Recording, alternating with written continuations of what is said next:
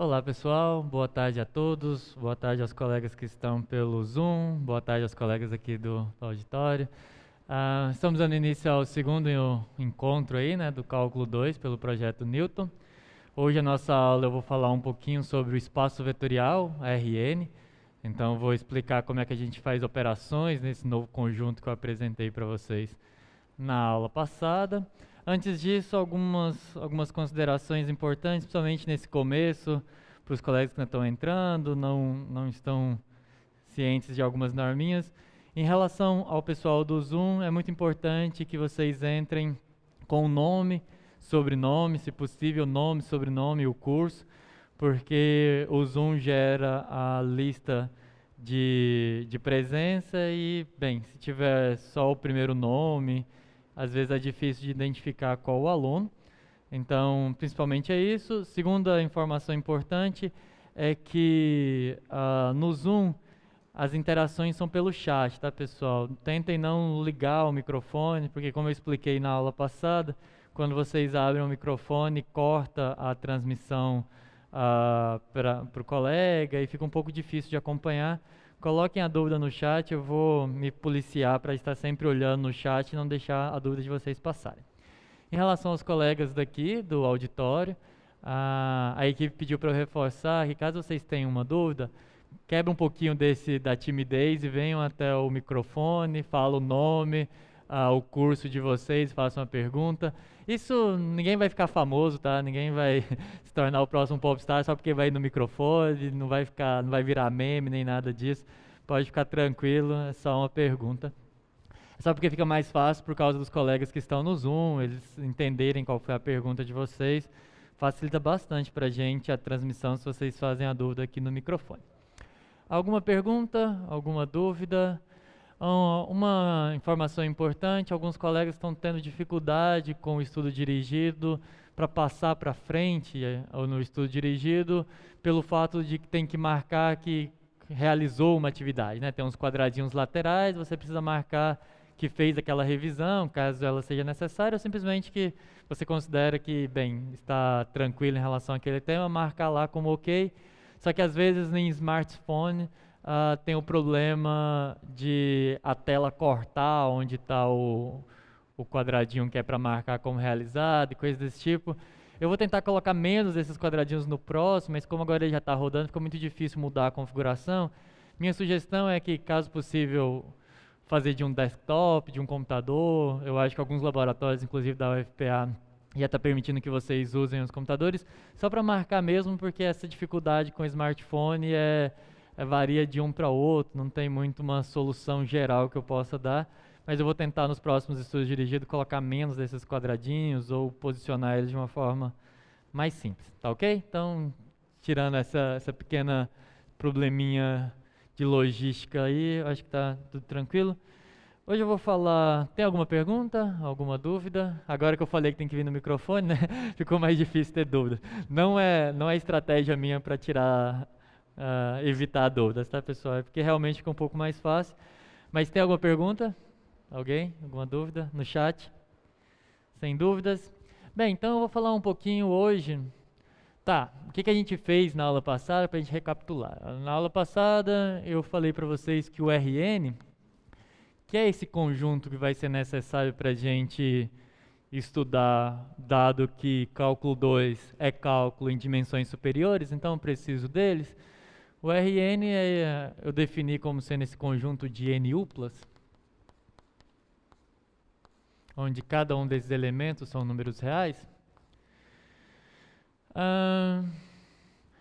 Tem alguns colegas que ficam com um pouco de dúvida sobre o fato de eu colocar esse n aí, às vezes quando coloca letra parece que complica um pouco. É só uma forma geral, tá, pessoal, de representar todos eles, porque o caso n igual a 1, ele é simplesmente, bem, o R1, que nada mais é do que a reta, então eu estou falando daquele conjunto bem conhecido que vocês já estudaram lá no cálculo 1, e aí por diante, bem, tem todos os elementos aqui. O N2 é o plano, onde qualquer ponto aqui é um par ordenado XY. O N3 é o espaço, tridimensional, onde cada ponto aqui, bem, tem uma coordenada x, y e z, tá? E o n qualquer, bem, isso vai aumentando. É claro que depois do 3, no n4 eu já não vou conseguir desenhar, não tem mais como imaginar sequer esse espaço. Uma boa forma de tentar olhar o R4 é como a física vê o espaço-tempo, né? Você pode pensar que uma forma de você visualizar o que é um espaço de dimensão 4 é você pensar que se cada instante da sua vida fosse um ponto em uma reta, se você conectasse todos esses pontos, você teria uma representação em 4 dimensões da sua vida, onde 3 dimensões são dimensões espaciais e a outra é uma dimensão temporal. Então, o que eu quero dizer com isso é que no espaço NR4, para cada ponto de uma quarta dimensão, que no caso seria o tempo, nessa identificação que eu estou fazendo, para cada ponto dessa quarta dimensão, você teria todo o R3. É a mesma coisa de você pensar que no R3, o melhor jeito de você entender como você sobe é olhando o que acontece no N3. Observe que para qualquer ponto aqui dessa variável z, você tem um plano, né? Você tem um plano aqui. Para cada um você tem um plano. Bem, se esse z fosse o tempo para alguém que vive aqui no plano, então quando você conecta todos, você tem o R3. A mesma coisa acontece no R4. Existe uma quarta dimensão, um W, por exemplo, que para cada ponto desse W, você tem todo um R3. É como se eu conseguisse, a partir desse ponto, observe que aqui é 90 graus, aqui é 90 graus e aqui é 90 graus. O R4 é a possibilidade de, a partir desse ponto, tirar mais uma direção que é perpendicular a todas essas. E nunca vai dar para imaginar, tá? Se você está tentando visualizar, não vai conseguir, porque a gente só enxerga em 3 dimensões. A melhor forma de você tentar entender o que é isso é o exemplo do espaço-tempo. É você pensar que cada instante da sua vida é esse ponto dessa quarta dimensão, e quando você conecta, você tem o R3 em cada instante da sua vida, então por isso, quarta dimensão. E aí a quinta, obviamente que a gente não vai nem discutir o quão difícil deveria ser imaginar. E aí, bem, eu expliquei para vocês o que é o RN, expliquei como se calcula a distância. Com a distância a gente conseguiu definir a circunferência e a esfera. E depois de apresentar o conjunto e apresentar uma forma de calcular a distância, são duas coisas extremamente importantes porque a gente vai fazer no cálculo 2. A terceira é colocar uma estrutura aritmética aqui. O que eu quero dizer com estrutura aritmética? Eu quero dizer que eu preciso fazer operações dentro desse conjunto. Quando a gente trabalha funções de R em R, bem, se R é o conjunto dos números reais, eu sei somar, eu sei multiplicar, quando é diferente de zero eu sei dividir, eu sei fazer uma série de operações. Eu quero saber que tipo de estrutura, que tipo de operações matemáticas eu posso fazer dentro desse conjunto. A gente vai ver que a gente pode somar, é tranquilo, soma coordenada a coordenada. A gente vai ver que a gente pode multiplicar por um escalar, ou seja, eu posso multiplicar cada uma das coordenadas por um elemento de R, e ainda vai ser um vetor. E eu posso fazer 2 tipos de produto. Eu tenho um produto interno, também chamado de produto escalar, que vale para todo N, que é um produto que eu vou apresentar hoje, que é, você faz produto coordenada com coordenada e soma, cada um desses produtos. E no caso específico, N igual a 3, eu vou apresentar o produto vetorial. Então essas são as operações. Entenda que eu estou querendo colocar uma estrutura nesse conjunto, e a partir dessa estrutura eu vou conseguir fazer cálculo. Ou seja, eu vou conseguir calcular derivada, diferencial no caso, calcular integrais e coisas desse tipo, mas antes eu preciso saber como operar com esse conjunto. No caso do cálculo era um pouco mais simples, porque operar em números reais vocês já sabiam desde o ensino básico. Aqui tem umas coisinhas um pouco diferentes, e o que dá a estrutura operacional, bem, eu vou pedir que, caso alguém esteja com o celular ligado, coloque pelo menos no silencioso, por favor. Eu vou mostrar para vocês que nesse conjunto aqui, perdão, perdi um pouco o fio do pensamento. Voltando, eu quero colocar uma estrutura matemática aqui, fazer operações aqui. para que eu possa fazer cálculo nesse novo conjunto, tá bem? Então vamos lá. E a estrutura aritmética que esse conjunto possui é uma estrutura que a gente geralmente chama de espaço vetorial, tá? Alguns de vocês já devem ter, por curiosidade, acho que nenhum de vocês já fez a disciplina de álgebra linear. Talvez por curiosidade já viram alguma coisa de álgebra linear. Eu vou falar algumas coisinhas, alguns termos que são de álgebra linear ou de geometria analítica, mas eu não vou entrar nos detalhes, tá? Eu não vou demonstrar nada. Eu só vou falar disso porque eu preciso dessa estrutura no que a gente vai ver aqui no cálculo diferencial. Então, o que eu vou falar hoje é sobre para cada n é um só, então, o espaço vetorial.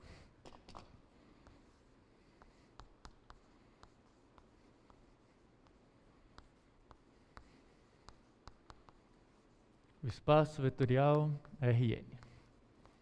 Para falar em espaço vetorial, bem, espaço vetorial é um conjunto de vetores, o que é importante é eu explicar o que é vetor.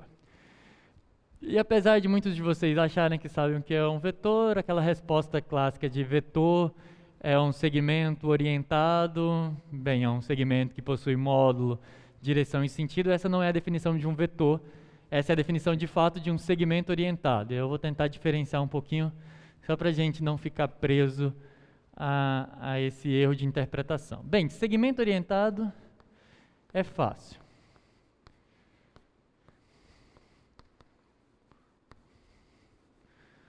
Segmento orientado é basicamente um segmento de reta, então eu considero uma reta aqui.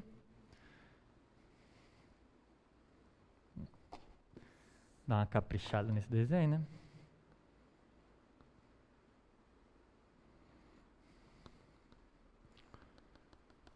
Bem, considera aqui uma reta R, e sobre essa reta R eu vou colocar dois pontos, tá? Um ponto A e um ponto B. A princípio eu não vou dizer aonde que esse ponto A e esse ponto B está, mas isso aqui em geral é um ponto do Rn, tá? Isso aqui é um ponto n coordenadas, aqui n coordenadas. Você pode imaginar que está no R2, não faz muita diferença para definir um segmento orientado, mas em geral esses pontos são pontos do Rn.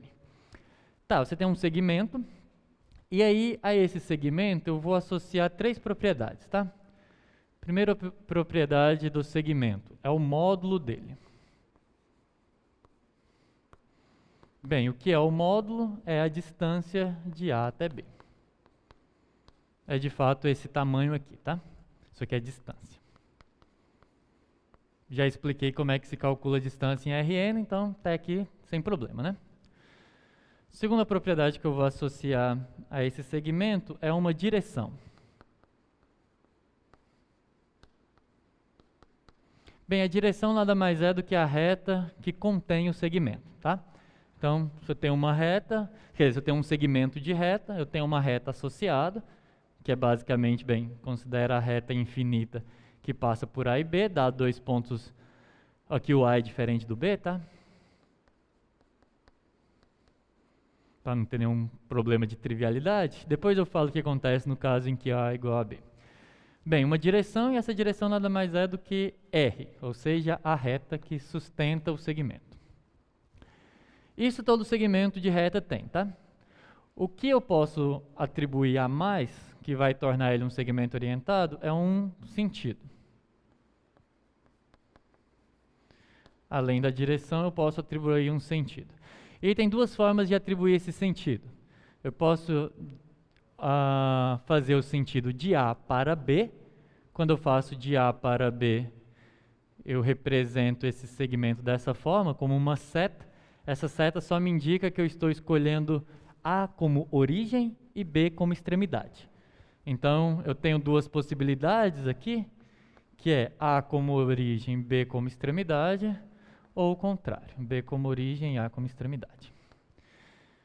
São essas duas possibilidades, é claro que não pode ser as duas ao mesmo tempo, tá? Então, uma ou é de A para B, ou você vai de B para A. Isso é um segmento orientado. Muita gente entende isso como vetor, e quando você entende isso aí como vetor, você começa a ter alguns problemas, porque tem sempre aquela brincadeira de translado vetor e não sei o quê. Exatamente para não ter esse problema, que você entende um vetor, o vetor AB, a gente usa o mesmo nome para ele, para representar todos os segmentos orientados que são equipolentes ao segmento A. O que é segmentos equipolentes? Bem, dizemos que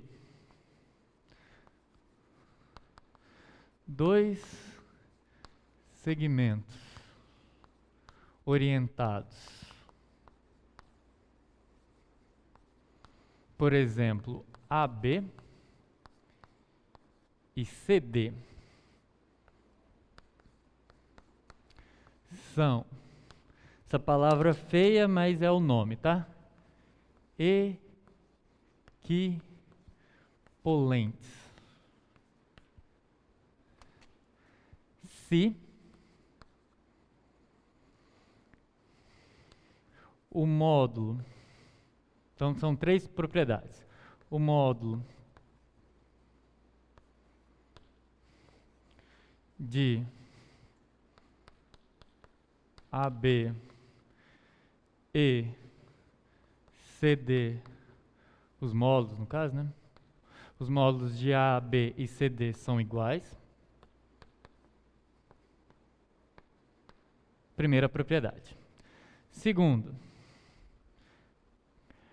as direções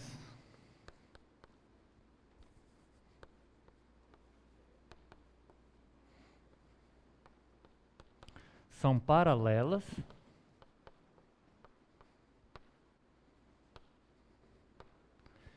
e os sentidos são iguais.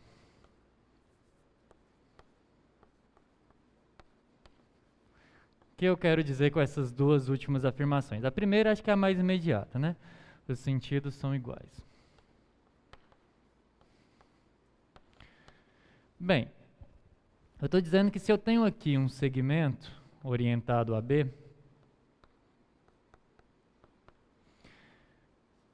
eu vou dizer que ele é equipolente. Equipolente é um nome que é dado, assim, pense que, sei lá, vocês em geometria viram a noção de congruência, né? Dois triângulos são congruentes, quando você consegue pegar um, sobrepor sobre o outro, eles são iguais. Equipolente foi um nome que foi escolhido para dizer que existe uma relação de equivalência entre esses segmentos orientados que é muito semelhante à congruência de figuras geométricas. Significa que você consegue deslocar um e sobrepor sobre o outro, tá? Então, eles são equipolentes, primeiro, quando eles têm o mesmo módulo, o que significa que a distância do ponto AB, do ponto A ao ponto B, é igual à distância do ponto C ao ponto D, ou seja, esse tamanho é igual a esse. Dizer que as direções são paralelas significa, bem, eles não precisam estar sobre a mesma reta, mas caso estejam em retas diferentes, a reta que sustenta o segmento AB, reta R, ela é paralela à reta S, tá? Então, o que eu quero dizer com as direções são paralelas é que a reta formada pelos pontos A e B, que é a reta R, ela é paralela à reta S. E os sentidos são iguais. Os sentidos são iguais significa o seguinte, que se você conectar a origem do segmento orientado AB, a origem do segmento orientado CD, e unir a extremidade do segmento orientado AB com a extremidade do segmento orientado CD, esses dois segmentos que você constrói não se cortam. Bem, note que sentido só faz sentido. Ia ficar meio redundante, né? Eu só posso falar em sentidos iguais quando as retas são paralelas. Não tem como eu comparar os sentidos. Deixa eu ir ali para o outro quadro. Não tem muito como eu comparar o sentido de segmentos que estão em retas que não são paralelas. Se eu pegasse esse segmento orientado e esse, você poderia dizer, mas está indo, sei lá, mais ou menos da esquerda para a direita. Não, isso não é comparável, tá? Eu só consigo comparar o sentido quando a direção é a mesma. Eu tenho esse, aí eu pego um outro aqui. Bem, aí o que acontece? Se quando eu conecto origem com origem, extremidade com extremidade e esses segmentos não se cortam, eles têm mesmo sentido, desde que as retas sejam paralelas, R e S paralelas. Porque se você tem direções iguais, mas sentidos opostos, você observa o seguinte, que quando você conecta origem com origem e extremidade com extremidade, esses segmentos se cortam. Então, se quando você conecta origem com origem, extremidade com extremidade, você não se cortam esses segmentos, você tem dois segmentos orientados com o mesmo sentido. Se eles se cortam, os sentidos são opostos. E a gente diz que eles são equipolentes quando os módulos são iguais, as direções são paralelas e os sentidos também são iguais. E qual que é o objetivo de definir essa relação de equipolência? É porque quando você considera todos os segmentos orientados que são equipolentes, você tem o que de fato é um vetor.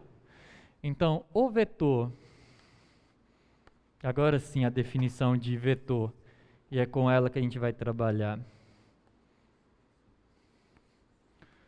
O vetor AB é o conjunto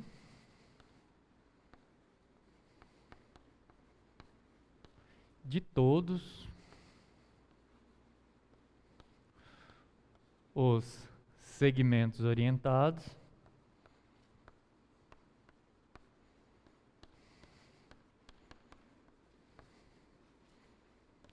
que são equipolentes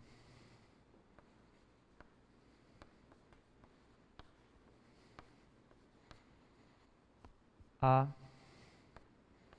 AB. Então, quando você está no plano e você desloca um segmento orientado, você ainda tem o mesmo vetor, se você desloca sem rotacionar. Por isso que esse vetor aqui, ó, bem, se eu deslocar ele, pensa ele aqui, origem, né, até esse ponto XY, tá? Se você desloca ele para cá, só vou transladar, tá? Aí aqui, AB. Ou se você traz ele para cá, só deslocando, tá? O tamanho é o mesmo, as direções são paralelas e os sentidos é o mesmo. Todos esses segmentos representam o mesmo vetor, tá? Por isso que quando você vai somar vetor, naquela forma do paralelograma, você pode deslocar, porque todos esses segmentos orientados representam um único vetor, que pode ser simplesmente representado pelo ponto x e y, porque se todos os vetores que têm a mesma direção, o mesmo sentido e o mesmo módulo, se todos os segmentos orientados que têm a mesma direção, o mesmo sentido e o mesmo módulo, é um único vetor, então é muito mais simples se eu considerar eles com a origem no 0, 0. Então por isso que eu consigo associar, e aqui é que eu consigo descrever quem que é o espaço vetorial Rn. Rn é o espaço vetorial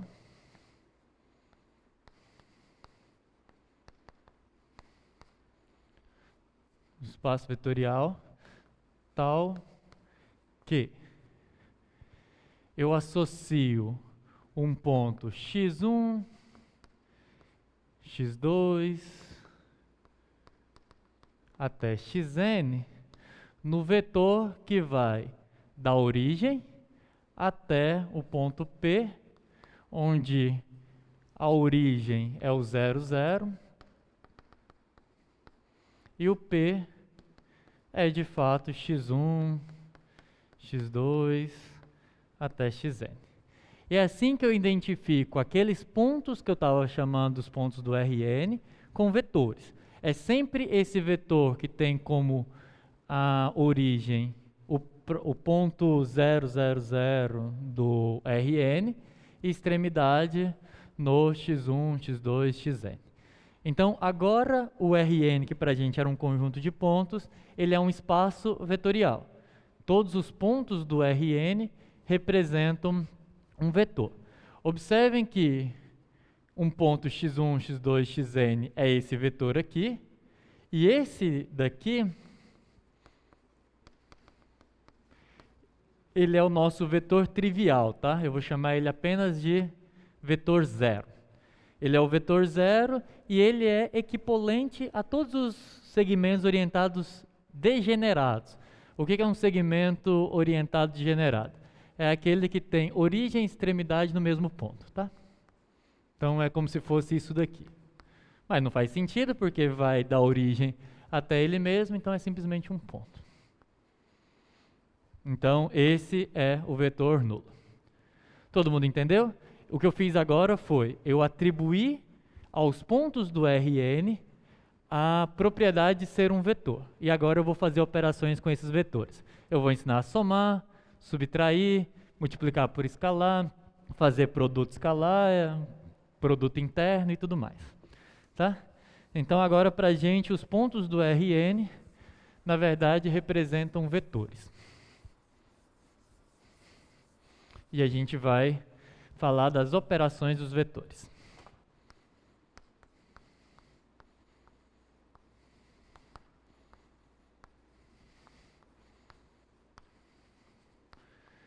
Primeira operação, a operação mais básica é a soma. E aqui já entra a diferença, tá? Porque eu vou mostrar para vocês que, bem, fazer diferença é simplesmente somar com o oposto. Bem, eu vou restringir tudo que eu vou fazer aqui ao R2 e se generaliza para qualquer n de forma análoga, tá? Eu vou ficar no n igual a 2 só para eu conseguir fazer os desenhos.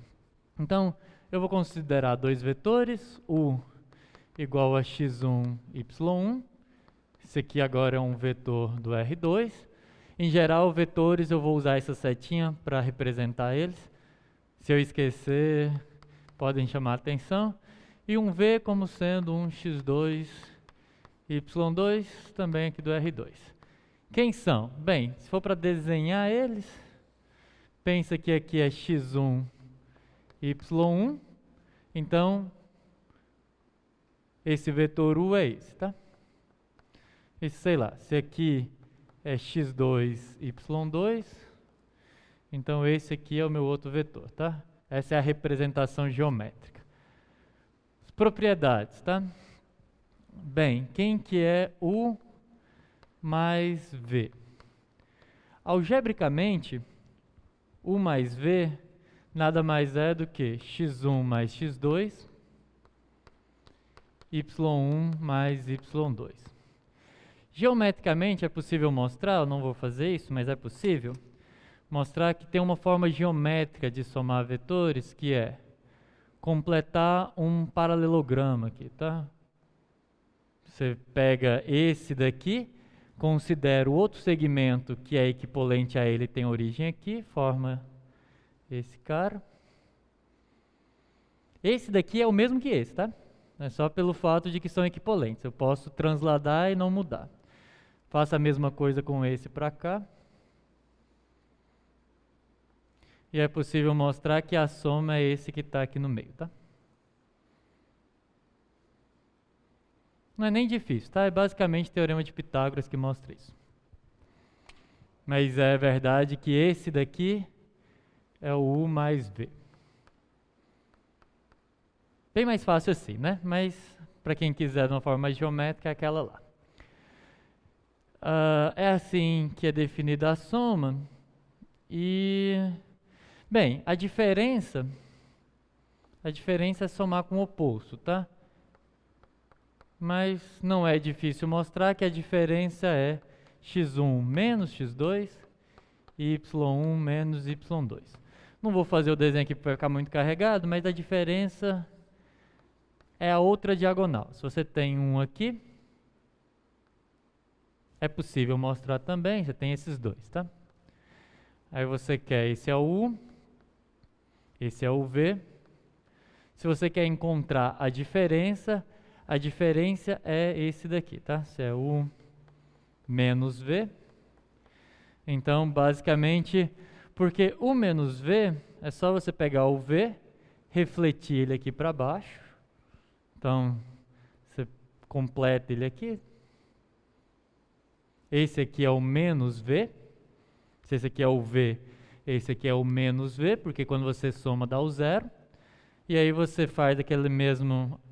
Agora, com menos V eu só preciso somar, né? Aí seria U mais menos V. Tá? E aí ele se torna essa diagonal aqui, que é quando você completa para lá.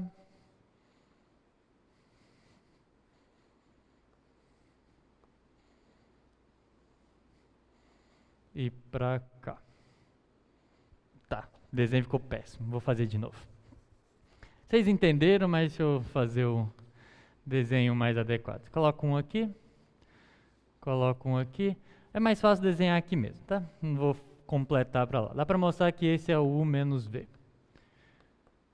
Mas para você entender por que é esse, aí tem que fazer aquilo que eu falei. Você pega esse aqui que é o V, o menos V é esse que está oposto aqui, tal que se você somar vai dar zero. Aí você soma com o inverso e vai perceber que dá esse mesmo vetor, só que deslocado para cá. Só que eu já falei que você pode deslocar o segmento orientado e você continua tendo o mesmo vetor. Então tá ok. E aí eu vou falar das propriedades dessas operações. Conseguiram entender a soma? Alguém fica com dúvida? Soma, subtração. É claro que isso aqui é bem mais simples, né? Só coordenada a coordenada é muito mais fácil do que ficar fazendo desenho. É só por curiosidade, em algum momento eu vou usar isso aqui, mas vai ser uma única vez, nunca mais vocês vão ver na vida. Ou vão. Tá bem. E aí as propriedades, são propriedades bem simples, mas vale a pena citar. Propriedades da soma. Bem, diferença eu já falei para vocês que é somar ao inverso, então basicamente são propriedades da soma. Ela é associativa, significa que se você quer somar 3, não importa a ordem que você quer somar, tá? Você quer somar 3 vetores do Rn, você pode somar os últimos dois primeiro ou os 2 primeiros. Isso aqui é o que a gente chama de associatividade. É comutativo, né? Meio óbvio que somar U mais V é a mesma coisa que somar V mais U. Tem um cara, que eu já falei quem que é o zero, que se você soma ele não faz nada, tá?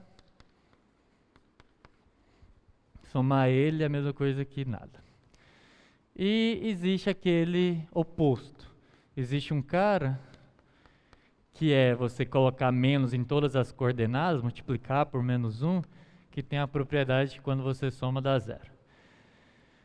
Mas para que eu estou falando isso? É tudo óbvio. Como eu disse, eu estou colocando uma estrutura aritmética no conjunto, tá? E aí eu tenho que dizer para vocês o que vale e o que não vale. Essas aqui são muito triviais, mas vocês vão ver que, por exemplo, produto já não é tão simples as propriedades associadas. Então eu vou listando elas, se surgir alguma dúvida, vocês podem perguntar. A próxima operação, depois da soma, é o produto por escalar. Fica complicado porque o outro chama produto escalar, mas aqui é o produto por escalar de R. O que é o produto por escalar de R? É basicamente a possibilidade de você dilatar um vetor ou você contrair o vetor sem mudar a direção e o sentido. O que eu quero dizer com isso?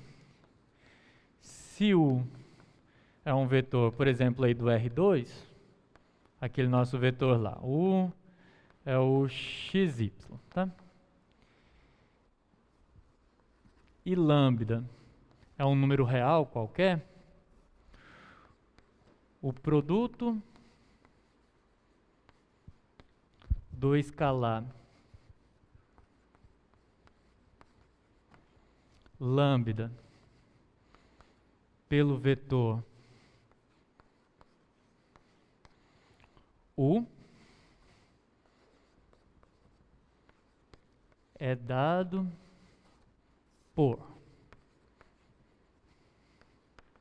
Vou fazer aqui mesmo, vamos ver se dá para todo mundo enxergar. Bem, o U é xy, o lambda é um número real, então lambda vezes U, eu reescrevo lá de lá, é lambda x, lambda y. Isso nada mais faz com o vetor do que dilatar ou contrair. Isso aqui é para ser um lambda, eu sou um pouquinho alto, e aí escrever aqui embaixo é meio difícil. Eu reescrevo lá de cá e desenho, fica até melhor de entender. Você pega um vetor, vamos supor que o vetor, isso aqui tem cara de 1, 2. Você pega o vetor 1, 2, aí você pega um número real qualquer, por exemplo, se você pegar lambda igual a meio, 1 dividido por 2, então esse aqui é o U, né?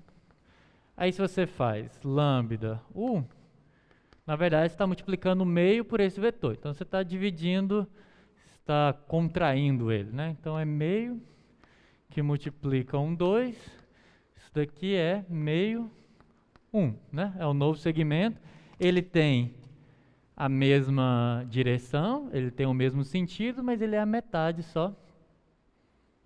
Esse aqui é o lambda U.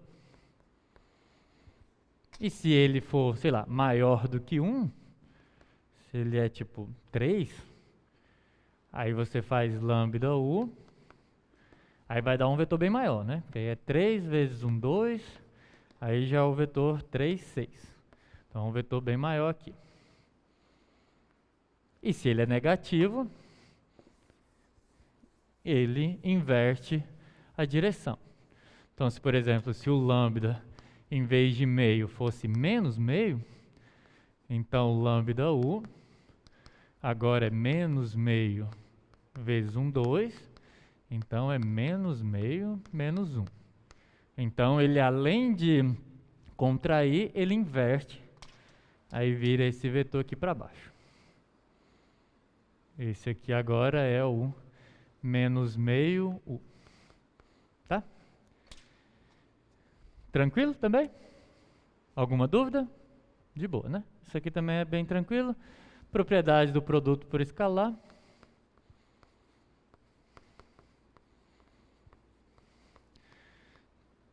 Bem, a primeira é bem óbvia. Se você faz 1 vezes o vetor, dá o próprio vetor. Você pode associar o produto por escalar, tá? Observa que isso aqui é que eu defini, né? Suponha que você quer multiplicar por mais um escalar, aí você pode só multiplicar os dois escalares e fazer vezes o U. E você tem que ela é distributiva, tá? Se você quer fazer alfa vezes U mais V, isso é a mesma coisa que alfa U mais alfa V. E também é distributiva se você quisesse fazer alfa mais beta, produto com U. Aí também ela se distribui e fica alfa U, beta U. Tudo muito tranquilo. Isso aqui é só uma revisão para muitos de vocês e outros realmente é o primeiro contato, mas não chega a ser algo difícil de ser convencido. Fica mais interessante agora. Porque o produto, a soma é bem simples, e o produto por escalar também, só que agora eu vou tentar colocar uma estrutura de produto dentro do Rn. E aí, bem, para motivar o produto, eu vou calcular... tô pulando um detalhezinho. Desculpa, vamos voltar. Tranquilo. Bem, norma de um vetor. Isso é bem imediato, porque na aula passada eu falei distância de pontos, mas é bom deixar registrado. Norma de vetor.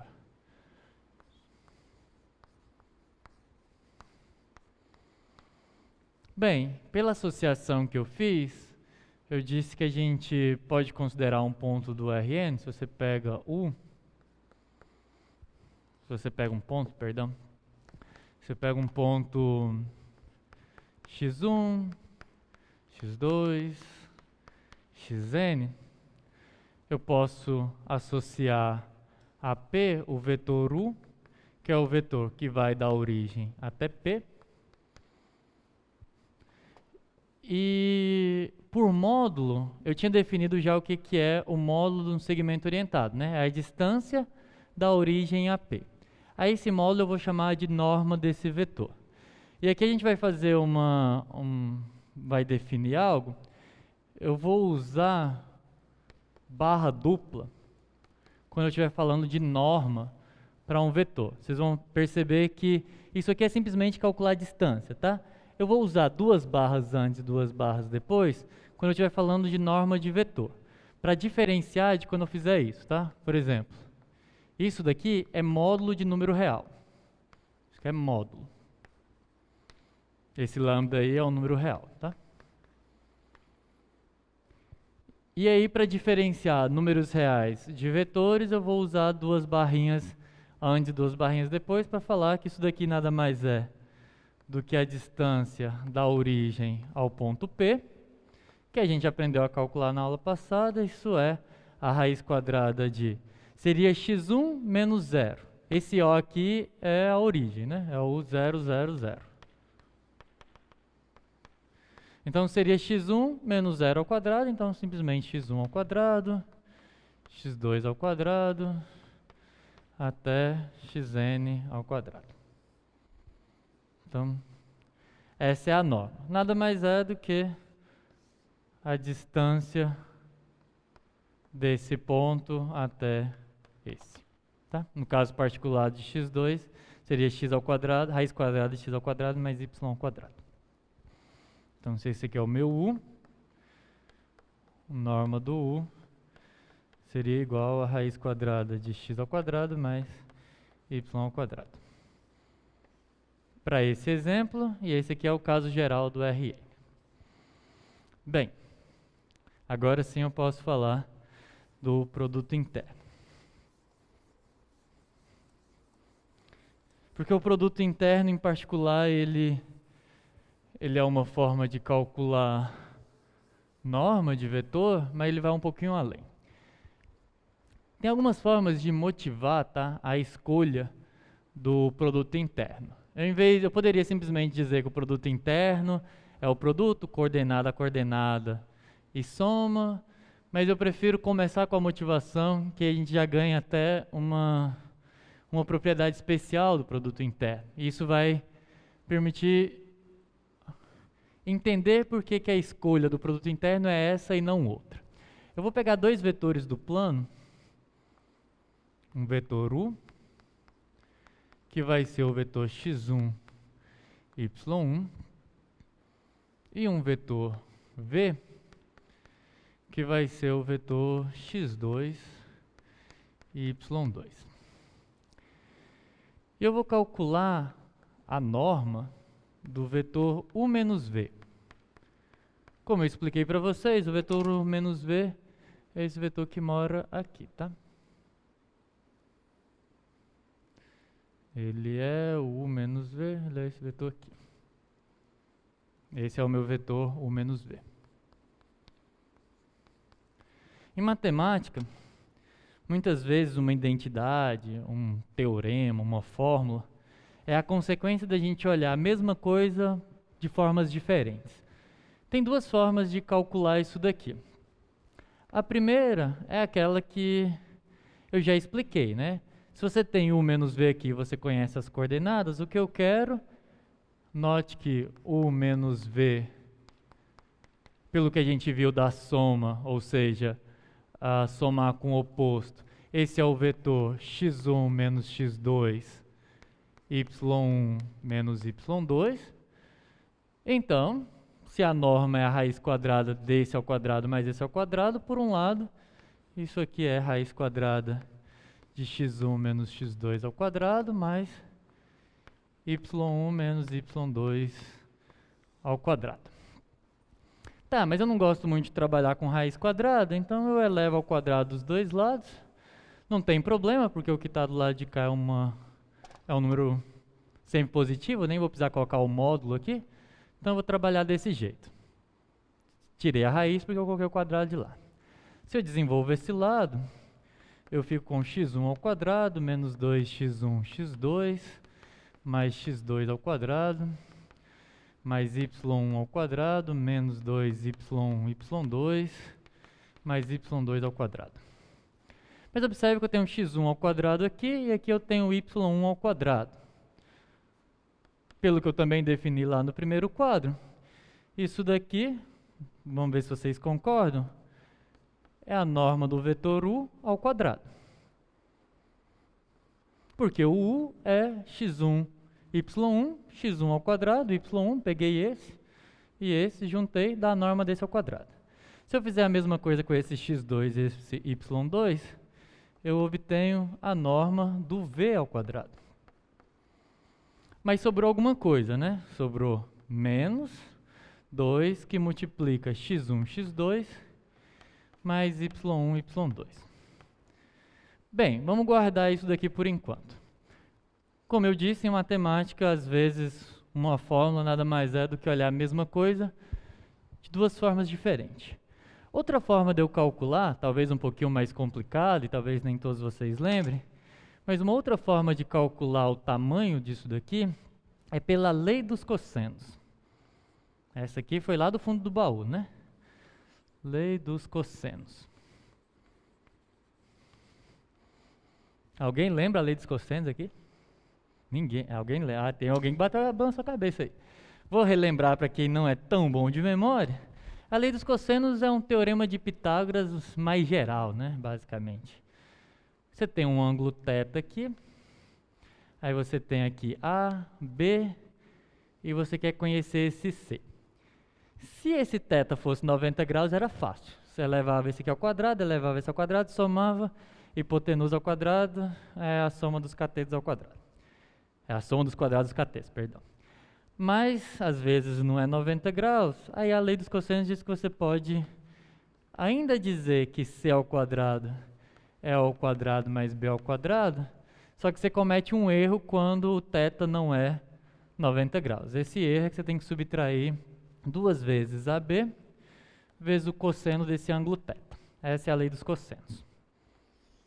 Tá? Funciona bem, porque se você observar, quando θ é 90, cosseno de 90 é zero. Teorema de Pitágoras. Só que aí ele generaliza um pouquinho quando você não está no caso de 90 graus. Agora eu vou usar essa fórmula para calcular de novo aquele módulo da diferença. Bem, o vetor u menos o vetor v, ele é igual. Se ele é esse daqui, então ele é o módulo desse ao quadrado, mais o módulo desse ao quadrado. Aqui tem um ângulo, vamos chamar esse ângulo de θ. Então ele tem um quadrado aqui, né? Isso daqui ao quadrado é o módulo do u ao quadrado mais o módulo do v ao quadrado menos 2 vezes o módulo do u, o módulo do v, o cosseno de θ. Isso tem que ser igual a isso, porque eu olhei o mesmo módulo ali, a mesma norma ao quadrado. Então isso daqui é igual a isso daqui. Significa que o módulo do u ao quadrado mais o módulo do v ao quadrado menos 2 vezes x1, x2 mais y1, y2 é igual ao módulo do u ao quadrado mais o módulo do v ao quadrado menos 2 vezes o módulo do u, módulo do v, cosseno de θ.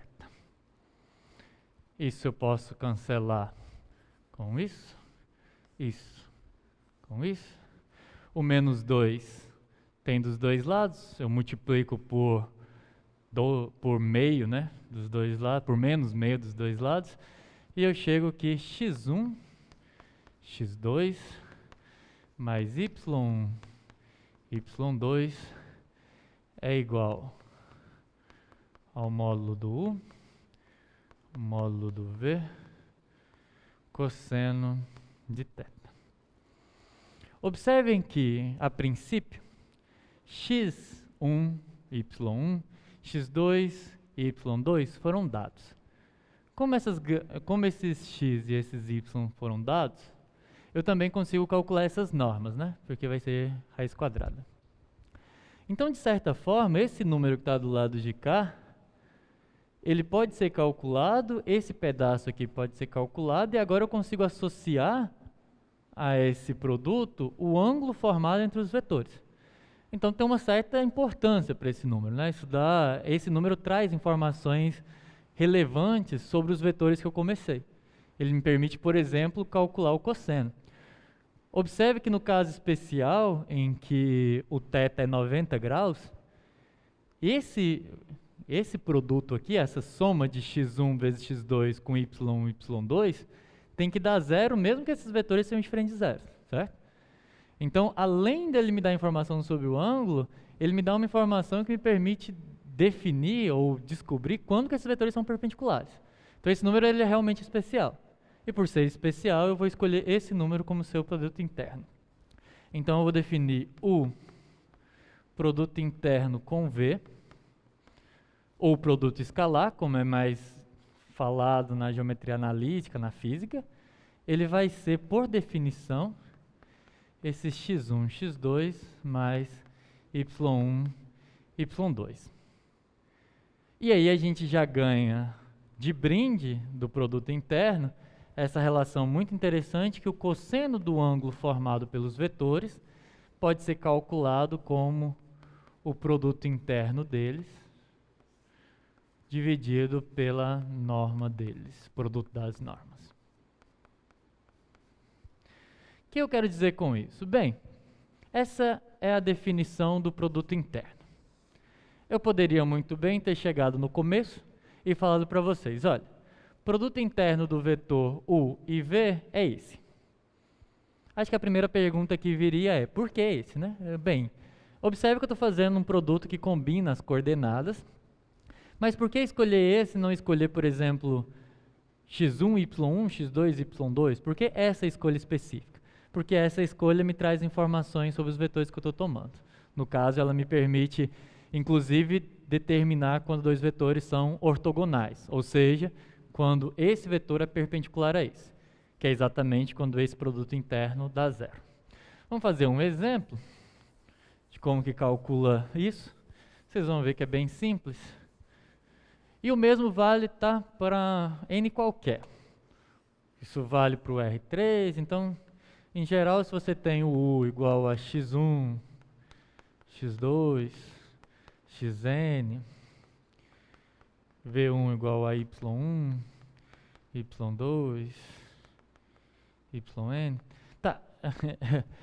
Sempre que eu uso x e y, gera uma confusão, porque lá também é x e y. Eu vou fazer isso daqui para sempre ter um colega para me perguntar assim, mas não era x e x, agora virou x com y. Então eu vou fazer A1, A2, AN, B1, B2, Bn, que aí não confunde com o caso de lá. O produto interno deles é definido da mesma forma, tá? O produto interno com V é A1 vezes B1 mais A2, B2, assim sucessivamente até ANB. Vale as mesmas propriedades do cosseno e tudo mais. Eu não vou mostrar no caso mais geral, mas a demonstração é totalmente análoga. E aí tá. E aí você consegue, bem, fazer um exemplo aqui bem simplesinho. Como eu disse, vale para qualquer n, em particular vale para esse aqui. E v igual a 0, sei lá, menos 3 e 2. Vamos fazer esse produto aqui.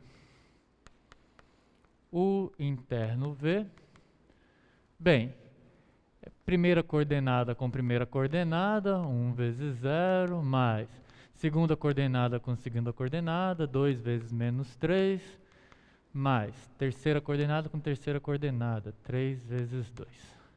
Quanto que dá isso? 0. Escolhi de propósito.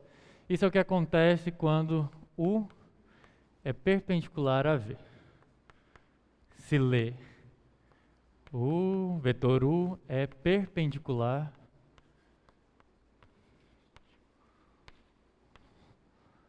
a V. É claro que nem sempre vai dar 0, né? Isso é um caso especial. Você pode pensar num diferente aí. 1, 0, 1, 0. E o V igual a 2, 1, 1, 0. Acho que aqui não vai dar 0, né? Tem nem como. U vetorial V. Quer dizer, U produto interno com V. Primeira com primeira. 1 vezes 2. Mais 0 vezes 1. Mais 1 vezes 1.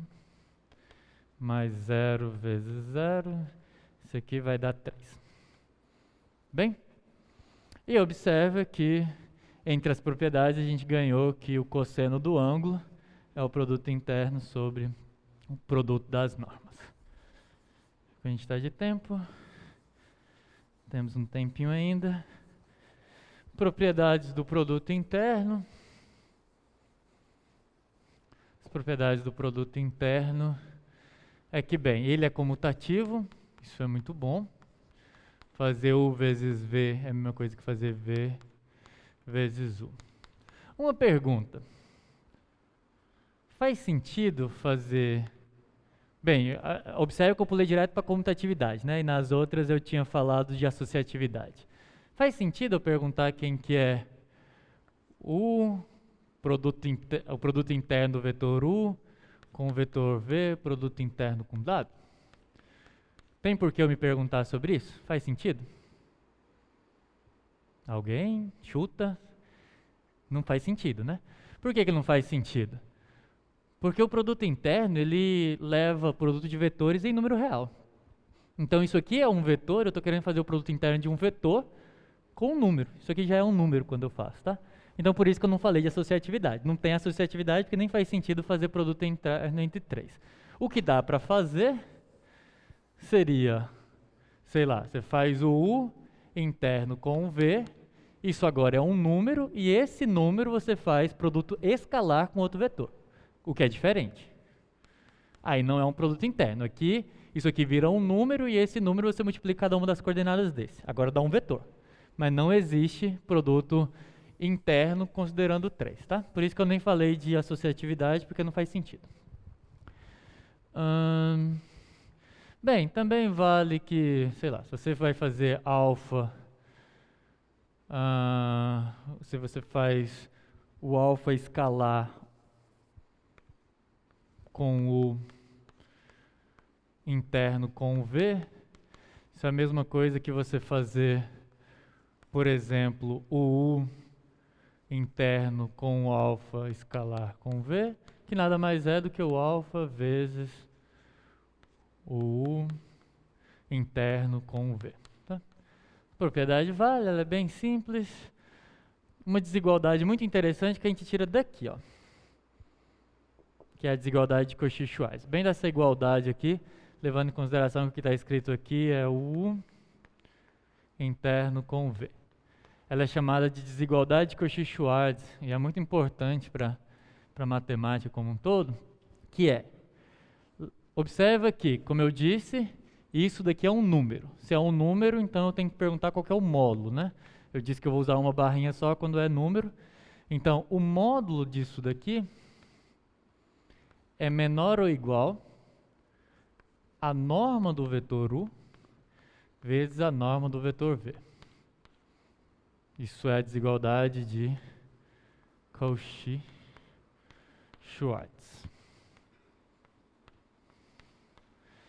Isso é imediato, me sai daqui.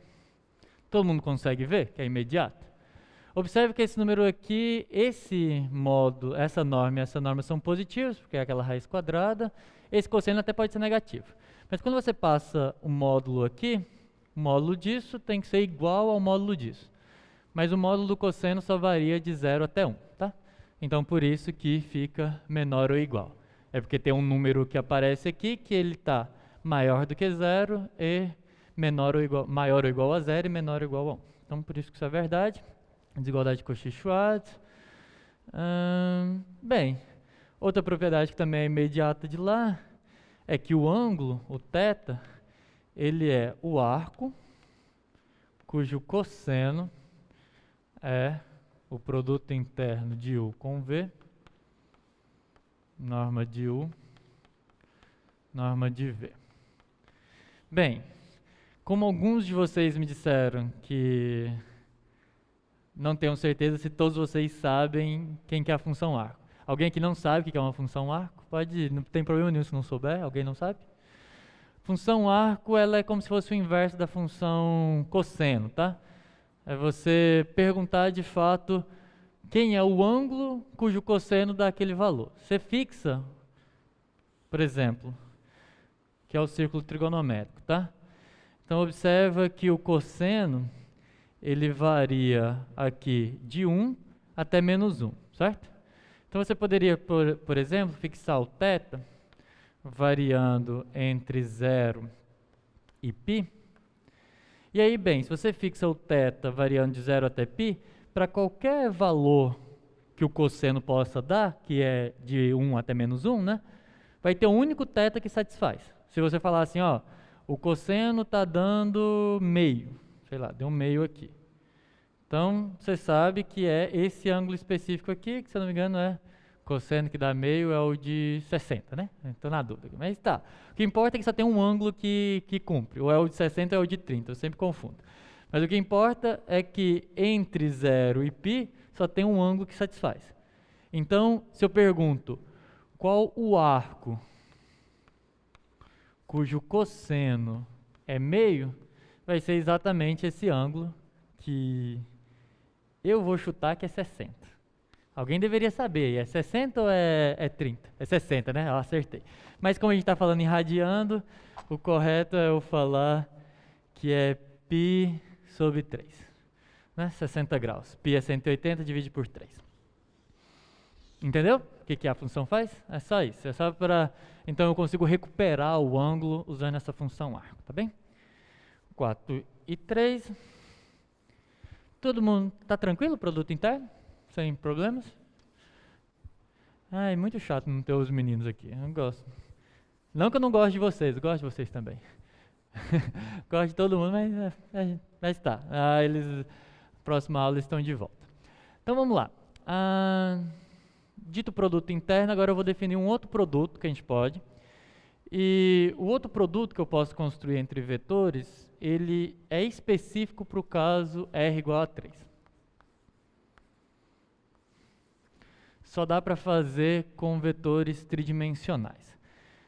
Existe uma série de justificativas, na verdade a justificativa correta de por que eu não consigo definir esse produto em outros espaços tem a ver com a dimensão do espaço, com uma dificuldade em definir quem seria a imagem dos vetores canônicos.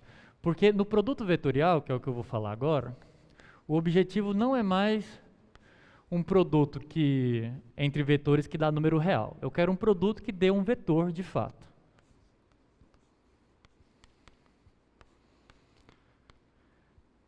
Todos os elementos do R3, eles podem ser construídos usando 3 vetores específicos. O vetor I, que é o vetor 1, 0, 0. O vetor J, que é o vetor 0, 1 e 0. E o vetor K, que é o vetor 0, 0, 1. Esses vetores são chamados de base canônica, o que não é tão importante para a gente o que vem a ser. O que importa é que todo vetor do R3 ele é basicamente uma combinação desses 3. Se você pensa no vetor x, y, z, na verdade o vetor x, y, z é o número x. Observe que esse x é o número real. Então é x vezes o vetor i, mais y, o escalar y, vezes o vetor j, mais z vezes o vetor k. Concorda? Porque vai ficar x vezes 1x, aí eu vou somar com y e com z, o resto é zero, eu volto para o x, y, z. Então esses três vetores, eles me permitem, são os vetores que estão aqui, esse é o k, esse, fazer em outra cor é bom, né? Esse é o k, esse daqui é o i, que esse aqui é o vetor, é o eixo x, e aqui é o j. Porque esse daqui é o y, tá? E aí todo mundo se torna uma combinação desses três. E para fazer o produto vetorial, o objetivo do produto vetorial é que quando eu faço o produto de dois vetores, eu tenha um terceiro vetor. Uma das formas de eu explicar por que não dá para fazer em dimensões menores e não dá para fazer em dimensões maiores é porque eu preciso, de certa forma, que o produto preserve a orientação desses três vetores. Quando eu faço o produto vetorial, que eu vou explicar para vocês agora, vocês vão perceber que, por exemplo, I vetorial com J dá o K. J vetorial com K dá menos o I. Então tem uma certa regrinha. Só que você tentasse colocar um terceiro aqui, por exemplo, o 0001, quando você tenta estruturar um produto, você vê que você escolhe dois, sabe aquele negócio de tentar cobrir uma sala com um tapete, mas o tapete é maior? Você resolve um, o outro dá problema. Então só funciona mesmo nesse caso.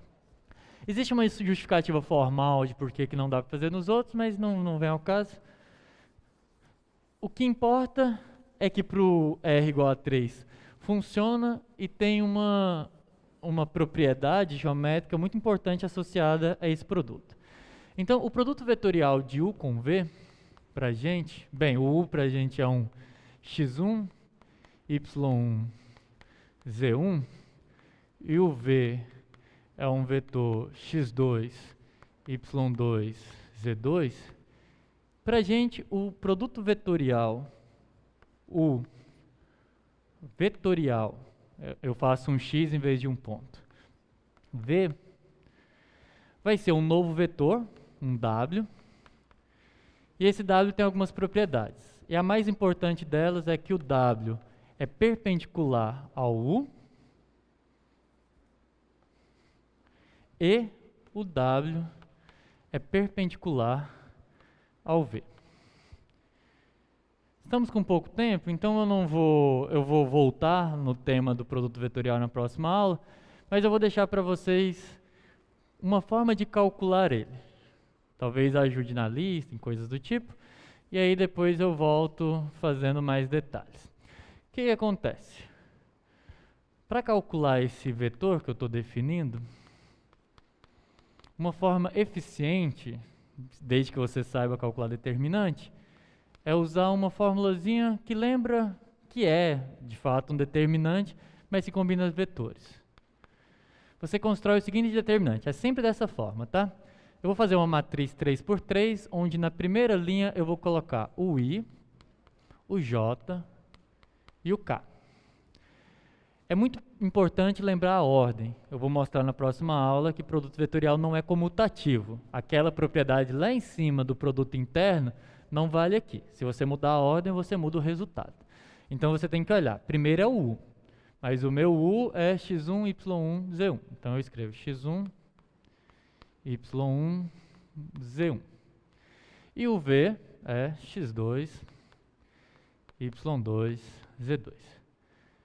Todo mundo tem, ou todo mundo deveria ter alguma forma de calcular esse aqui. Aí tem gente que repete as duas primeiras linhas daqui, tem um monte de forma.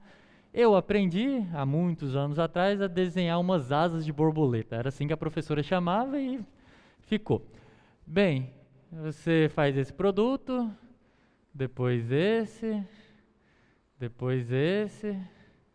aí você faz esse produto, aí é menos esse e menos esse.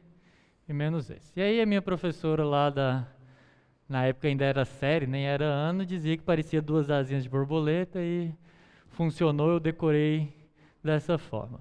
Então, o produto interno aqui Aí você faz da forma que você calcula determinantes de matriz 3×3.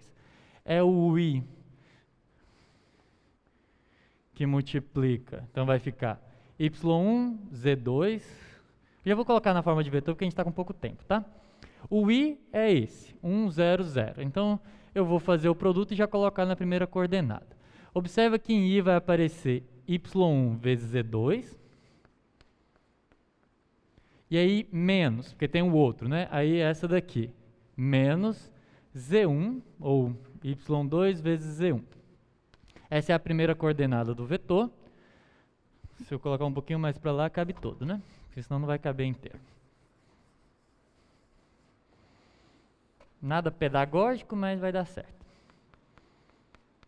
Galera da câmera fica desesperada, mas vamos lá, a gente está acabando. Então vamos, primeira coordenada é que está multiplicando com o I, tá? Então fica y1z2 menos y2z1. Vírgula. Agora vamos para o J. No J, positivo vai dar z1 x2 menos esse daqui, né? z2x1. E por último, no K, positivo no K é essa daqui, ó, x1 vezes y2 menos essa daqui que é a diagonal secundária, então x2 y1. E essa é a definição das coordenadas do produto vetorial, tá bem? Vamos fazer um exemplozinho com números só para a gente ver que funciona e que é perpendicular. Isso vai dar tempo. Vamos pegar dois vetores aqui. 1, 2, menos 1.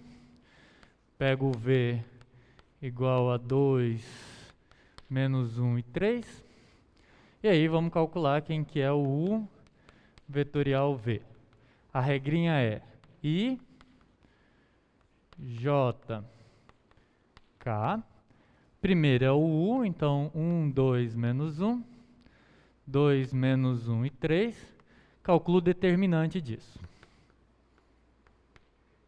Bem, quando você calcula o determinante, vai dar um vetor. Eu vou fazer rápido. Observa que o I é o 1, 0, 0. Então fica 2 vezes 3, 6. Menos 1 vezes menos 1 daria 1. Só que tem um menos do determinante. Então, menos 1. Agora o J. O J é menos 2. Aqui vai ficar 1J e 3, né? Essa daqui. Então vai ficar menos 3, porque é a diagonal secundária. No K, positivo ficaria 1 vezes menos 1, então menos 1. E aqui, menos 4. Eu calculei rápido, se vocês perderam um pouquinho a conta, é só depois montar o determinante, vocês vão ver que se eu não errei conta, vai dar isso. 5, menos 5 e menos 5. E aí tem um jeito fácil de testar se funcionou ou não, que é, eu vou fazer o interno com aqueles, ok? Porque eu disse que o produto vetorial é um vetor que é perpendicular tanto a esse quanto a esse.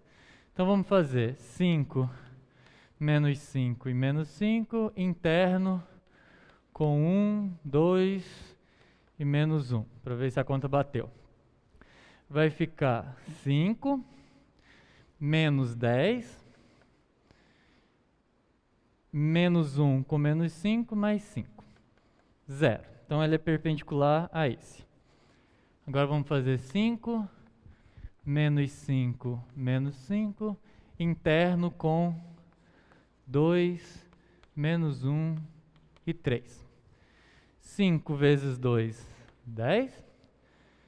Menos 1 vezes menos 5, mais 5. 3 vezes menos 5, menos 15. Então, deu 0. Então, de fato, funciona. Na aula que vem eu vou justificar por que funciona e vou fazer algumas propriedades. Vou mostrar para vocês que o produto vetorial representa a área, enquanto o produto interno me permite calcular ângulo, o produto vetorial me permite calcular a área desse paralelograma aqui. onde aqui é o U e o V. Tá bem? Pessoal, bom final de semana para vocês. Alguma dúvida? Uma pergunta? Então, bom final de semana. Uma coisa que vocês não vão ficar muito felizes, por isso que eu deixei para falar no final. Segunda-feira vai ter aula. A gente teve muitos feriados juntos e aí a gente não vai conseguir amarrar essa segunda-feira, mas se vocês, já tiverem passagens ou qualquer coisa, assista pelo YouTube, assista pelo Zoom, não tem problema nenhum, tá? Mas a gente precisa dessa aula para a gente dar continuidade no conteúdo. Não quero ser o vilão do feriado de vocês. Bom final de semana a todos e até a próxima.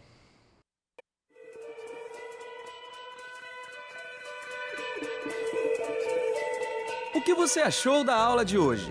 Ainda ficou com dúvidas?